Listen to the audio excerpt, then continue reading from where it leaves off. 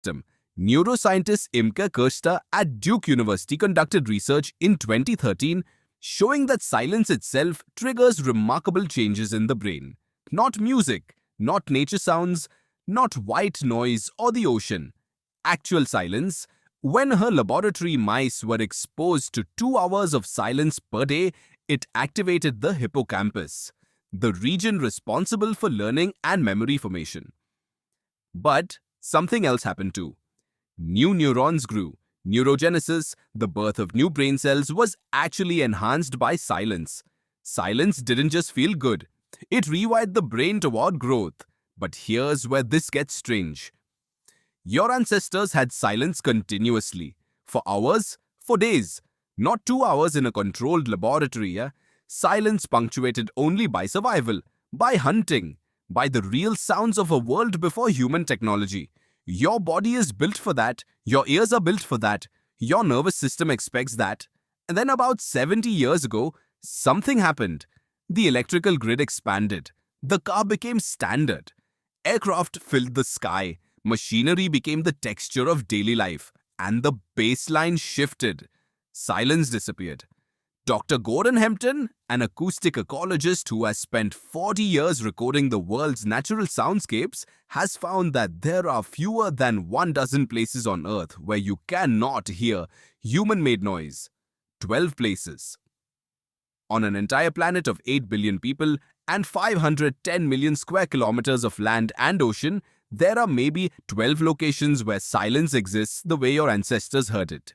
One is in the Hoh rainforest in Washington state, another is in the depths of certain deserts, another is in the South Atlantic, far from shipping routes. Your brain evolved in a world where silence was everywhere. You live in a world where silence is nearly impossible to find. This isn't poetic. This is biological. Your cochlea, the spiral-shaped structure deep in your inner ear, contains thousands of hair cells that vibrate in response to sound frequencies. These cells are specialized by frequency. Some hair cells detect high pitches, some detect low pitches, some detect the exact frequency of a predator's growl or the rustling of something moving through grass. But your cochlea is also sensitive to infrasound, frequencies below 20 Hz that you can't consciously hear. Infrasound is the rumble of traffic, the hum of electrical transformers, the low-frequency rumble that modern life produces constantly. Even when you can't hear it consciously, your body hears it, your nervous system hears it, and it treats it as a threat.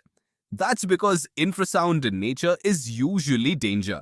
Infrasound is what predators produce. It's what earthquakes produce. It's what electrical storms produce. Your ancestors' brains evolved to treat continuous low-frequency rumbling as a reason to stay alert.